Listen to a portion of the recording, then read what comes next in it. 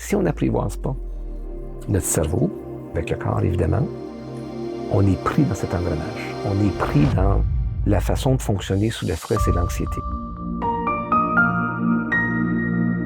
Je suis avec Carl Lemieux. Bonjour, Carl. Bonjour, Brigitte, ça va très bien, merci. Alors, je suis vraiment ravie d'accueillir Carl aujourd'hui parce que je pense que tu as beaucoup de choses à partager au niveau de ton parcours. Alors, rapidement, tu es psychologue de formation, psychologue de travail. Tu as été dans des grandes entreprises pendant plusieurs années. Puis là, tu as découvert une passion pour le mieux-être. Est-ce que tu peux un peu élaborer sur ton parcours? Oui. Alors, effectivement, un parcours en entreprise comme consultant traditionnel en management, donc la stratégie d'entreprise, des réorganisations, beaucoup de développement des leaders, des équipes de direction, des transformations de façon globale de l'entreprise, donc des grandes entreprises québécoises, internationales. Et il y a un peu plus d'une dizaine d'années, il y avait mon propre cheminement. Donc, comme bien des gens qui sont occupés, j'avais une vie très occupée. Donc, je voyageais la planète, je travaillais très fort. J'adorais ce que je faisais, mais je me disais, il me semble que d'autres façons de vivre sa vie. Il n'y avait pas vraiment une connexion avec moi, c'était très cérébral. Et ça a tout commencé, très bien, sur une plage en Grèce, à Santorin, la plage Noire. Je lisais un livre par un économiste sur le bonheur. Donc, tu as eu un appel. À ce moment-là, c'était juste par hasard. Habituellement, je lisais des livres et des revues pertinents au monde des affaires. Et comme ça venait de l'économiste, la référence, et c'était un économiste qui avait écrit ça, j'étais bien intéressé. Et là, ça m'a ouvert à la notion du bonheur. Mais c'était plus personnel. Moi, comment à travers une vie que je trouvais quand même excitante, complète à bien des égards, mais la notion du bonheur n'était pas nécessairement de l'avant. Donc, c'est là que ça a commencé. Et là, j'ai retrouvé ma passion pour la psychologie personnelle, moins la psychologie du travail. Et c'est quoi être? Oui, parce que j'ai compris que dans tes débuts de ta carrière, c'était vraiment dans des très, très grosses Ah entreprises. oui. Donc, c'était pas nécessairement le psychologue, psychothérapeute. Non, le grand cabinet conseil, des grands cabinets de stratégie. Mon premier mandat, c'était de réduire la taille de Molson de 20%. C'est comme ça que j'ai commencé. Puis après ça, c'est de la rémunération incitative pour les exécutifs. Donc, un monde très, très, très business. Donc, j'ai fait mon MBA justement là, pour bonifier mes compétences dans ce domaine-là. Alors, mi-quarantaine, c'était plus dire, est-ce que c'est ça la vie? Est-ce que c'est ça ma vie, plus précisément? Alors là, c'est là que c'est une quête personnelle. Donc, une quête personnelle d'abord dans ce qu'était le bonheur. Après, je suis tombé dans la psychologie qu'on appelle cognitive behaviorale, où là, je me dis, hey, ça va m'aider dans mon rôle de coach. J'étais quand même un coach exécutif. Et c'est plus une profonde curiosité de c'est quoi un être humain, quelles sont les sources de ses malaises et quelles sont les sources de ses bonheurs. Et je suis assez rapidement tombé aussi à ce moment-là dans la pleine conscience et la méditation. Alors là, quand j'ai trouvé ça, là, c'était comme, oh, j'ai trouvé en anglais the Holy Grail, j'ai trouvé la source. Comme chaque étape qu'on fait, on pense qu'on a trouvé la réponse. Et c'était une étape très, très importante à ce jour. Mais là, je comprenais, autant d'un point de vue neurophysiologique, je suis quand même bien ancré dans la science, dans ce que je fais. Et c'est là que j'ai compris, il y a quelque chose qui se passe dans le cerveau qui nous empêche d'être notre plein potentiel. Et c'est là que j'ai décidé de changer ma vie et d'être au service des gens, à aider à comprendre c'est quoi leur potentiel.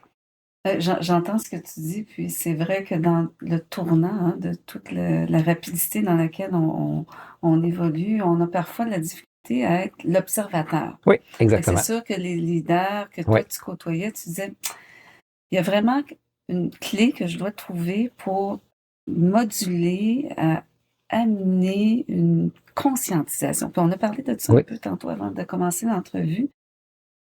Qu'est-ce qui fait que dans ton parcours, donc, tu as choisi un tournant pour toi et tu as décidé de développer donc une nouvelle carrière, on va dire ainsi, à travers la pratique de la pleine conscience. Comment tu as pu appliquer ça dans tes interactions avec les autres ou dans tes cliniques que tu fais en psychothérapie? C'était intuitif. Je venais de finir une transformation d'une culture de nos grandes entreprises québécoises qui visait à améliorer la posture de chaque humain. On parle de l'entreprise à l'époque qui avait 80 000 employés, qui était ramené à 20 000, mais néanmoins, au niveau de la santé et sécurité. Je me suis dit, coudonc, il y a moyen de faire ça avec cette thématique-là. Plutôt que la santé et sécurité, si on est capable de transformer des grandes entreprises pour que chaque humain dans l'entreprise, que ce soit en Afrique ou au Québec, est en mesure d'avoir une meilleure gestion de soi pour prendre soin de sa sécurité. Je me dis, il y a moyen de faire ça pour sa santé mentale. Alors, c'est ce qui m'a lancé dans mon parcours. Je me dis, je suis capable de le faire sur ça, je vais être capable de le faire pour la connexion avec soi, une meilleure gestion de soi. Et donc là, par le biais de la pleine conscience, qui est une technique, c'est sur ça que je me suis concentré. Et donc là, j'ai acheté des cabinets qui se spécialisaient dans le domaine.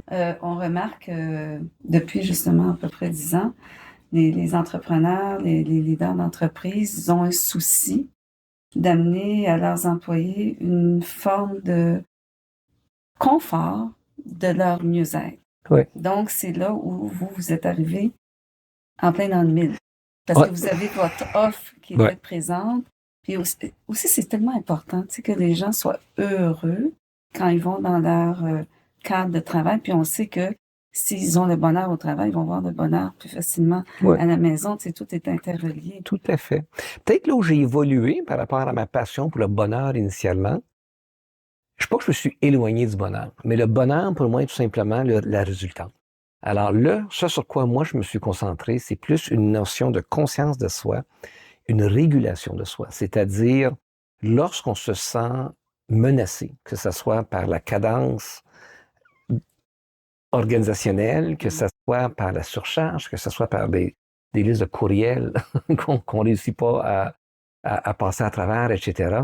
Et la pression qui est de plus en plus intense dans nos organisations, c'est que l'être humain pense en mode d'autoprotection. Alors, ma passion est davantage maintenant sur être conscient de qu'est-ce qui se passe, dans quel cerveau j'opère. Donc, on parle beaucoup de ça dans nos formations. Oui. On sait que il faut le dire, là, il y a une élévation quand même incroyable des gens qui souffrent de troubles mentaux, dû au stress au travail. Enfin, ça peut être multifactoriel.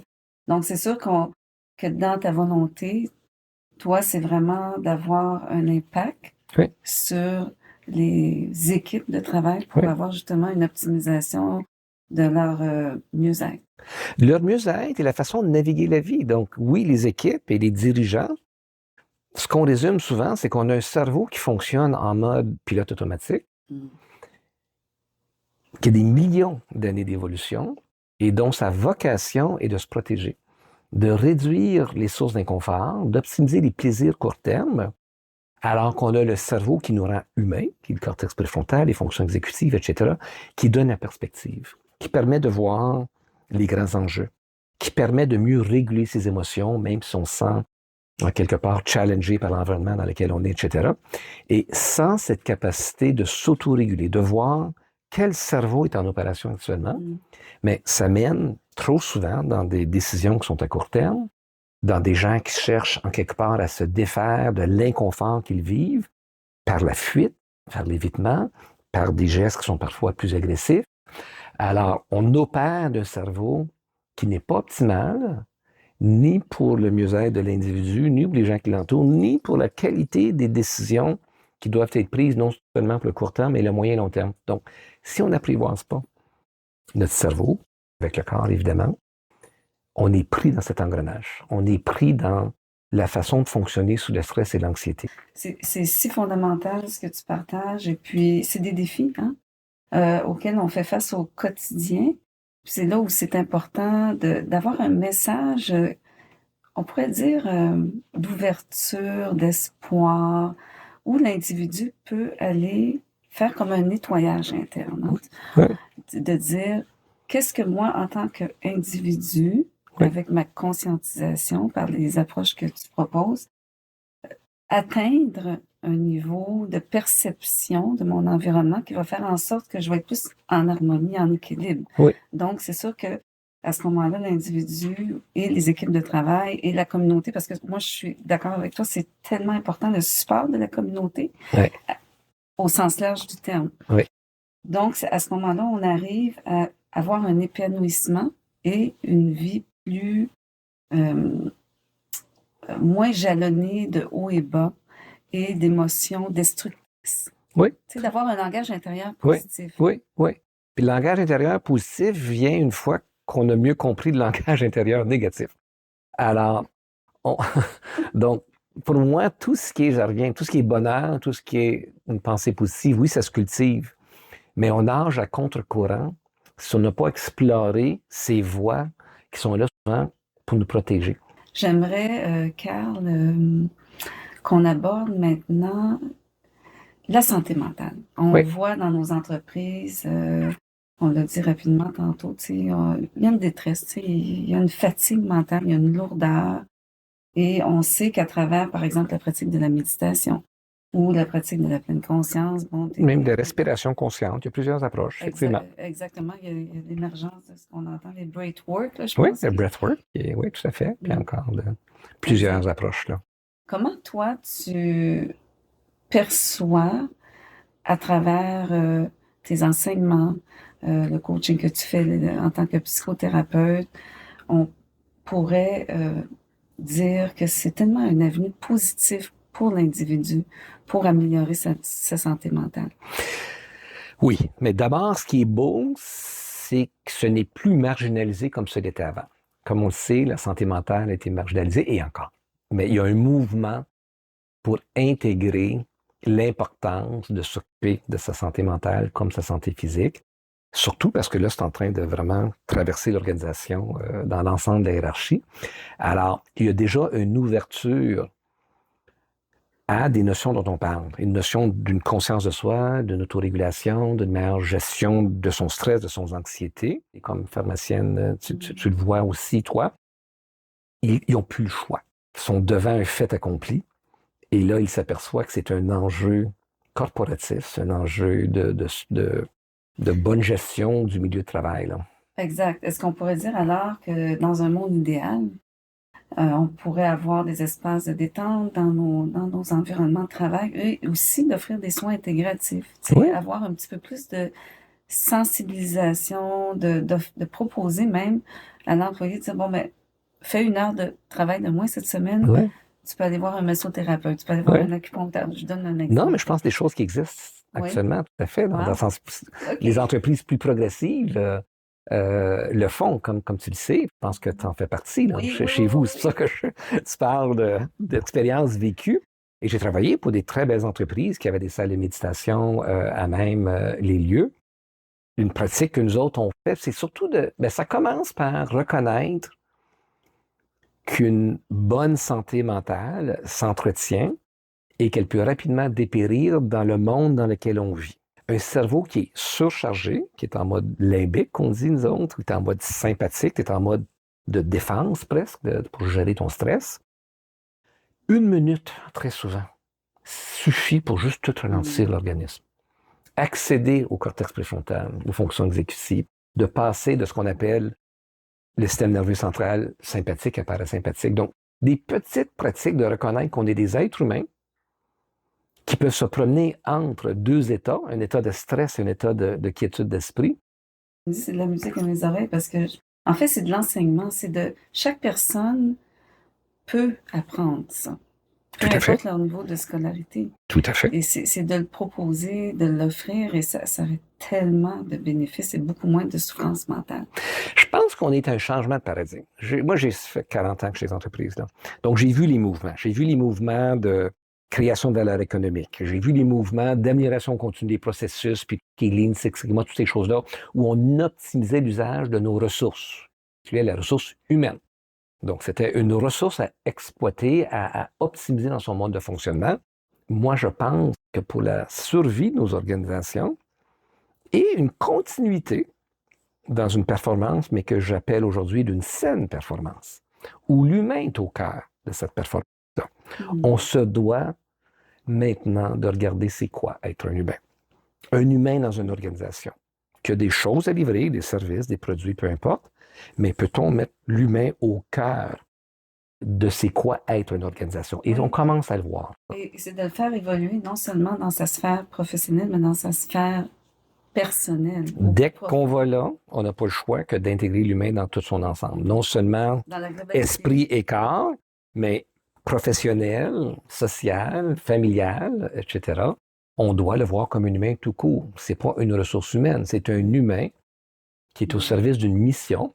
Plus que cette mission-là, d'ailleurs, le touche dans son cœur, dans ses passions, dans ses valeurs, plus que tout le monde va en bénéficier. Donc, c'est un humain au service d'une mission et on espère qu'il y a alignement entre la mission et les valeurs de l'humain et la mission de l'organisation. Carl, merci pour toutes ces explications parce que tu es un grand leader en transformation. Tu as vraiment un impact important au niveau des entreprises qui ont l'intelligence de faire appel à tes services. On fait ce qu'on peut. La chance de croiser ton chemin. Maintenant, on va changer de chapeau parce que tu es aussi quelqu'un depuis 10 ans qui a décidé d'incorporer dans ton développement professionnel une pratique en psychothérapie individuelle. Oui. Je dirais que ça a commencé il y a une dizaine d'années de me former dans ça. Ça me permet de mieux comprendre la dynamique de l'humain lorsqu'on fait des démarches plus approfondies. Alors oui, effectivement, c'est quelque chose que j'adore faire. Oui, donc ça fait partie de ma vie. C'est une importante partie de ma vie, même si elle occupe une journée semaine. Puis à travers donc cette pratique, maintenant, tu utilises les soins. Mais j'ai toujours, oui, puis on peut peut-être même aller en arrière. J'ai toujours cherché, de par mes antécédents de recherche et l'état de la science, ça a toujours été très important pour moi, de travailler avec des approches qui ont fait leurs preuves. Mes premières approches, j'en ai parlé plus tôt, des approches cognitives behaviorales, en anglais on appelle Acceptance Commitment Therapy, comme psychothérapeute, et en organisation, c'est le modèle que j'utilise dans le livre que tu as en ta main, là. C'est une approche behavioriste cognitive qui a parmi les impacts les plus notés au niveau de la science pour transformer des gens avec des malaises et qui sont en quête là, de guérison ou d'épanouissement personnel. Ce fut la première approche. À l'intérieur de cette approche-là, on appelle ça la troisième vague des approches behavioristes cognitives, il y avait la notion de méditation, la notion qu'on a mentionnée un peu plus tôt, de conscience de soi et d'autorégulation. Donc ça m'a d'abord alimenté, mais là, plus que j'avançais, plus je voyais que le volet méditatif était critique. Cette capacité de s'observer, qu'on n'est pas nos pensées, que ça fait partie de notre réalité, mais on peut être observateur de notre réalité et quand on devient observateur, on s'en détache et on peut faire d'autres choix. C'était la fondation. Je croyais que j'avais comme trouvé l'essentiel de ce que j'avais besoin pour comprendre l'être humain. Et dans les 8 dernières années, j'ai eu connaissance d'approches avec des plantes médicinales qu'on appelle les psychédéliques, qui existent depuis des millénaires, qui ont été très populaires dans les années 60, 50, 60 surtout, et qui a eu un frein pour des raisons légales, on n'entre pas dans le détail, c'est un peu compliqué, et qui refont leur apparition dans la recherche scientifique, en psychiatrie, en psychologie, et qui démontrent des bienfaits énormes. Donc, je suis allé explorer ça. Je suis toujours en quête de voir quelles sont les approches les plus puissantes pour aider l'être humain à guérir et à prendre son épanouissement. Donc, voilà la petite histoire, ce qui fait qu'aujourd'hui, je suis un psychologue certifié avec des approches qui utilisent les psychédéliques en accompagnement.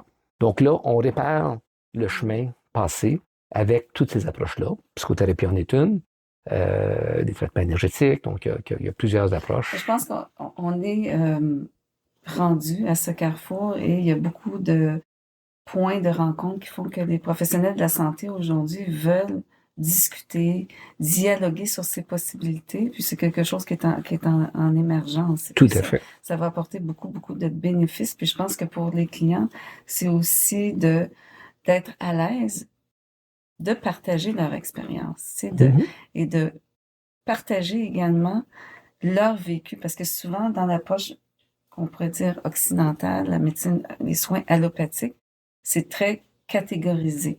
C'est comme tout est en silo. Oui. Donc, alors que nous, on a besoin d'être plus dans un mouvement de Oui, collaboration, puis d'offrir. Puis, bon, on pourrait parler aussi de l'alimentation, parce que tout à fait. l'exercice physique, Tout il à y a beaucoup de fait. Le choses qu'on sommeil, pourrait etc. aborder. Mais Carl, écoute, c'était vraiment très enrichissant. C'est une discussion que j'ai énormément appréciée. Mais avant de partir, je veux vous montrer le nouveau livre de Carl, Vertical Growth, How Self-Awareness Transforms Leaders and Organizations, que tu as écrit avec Michael Bunting. Et j'aime bien votre petit logo que vous avez en bas qui dit The Mindful Leader, hein, the Oui, mindfulness, la bienveillance que l'on peut instaurer au quotidien dans nos vies, dans le partage, dans les relations. tout à fait. Bien, merci pour cette invitation, Brigitte. Ça m'a fait plaisir.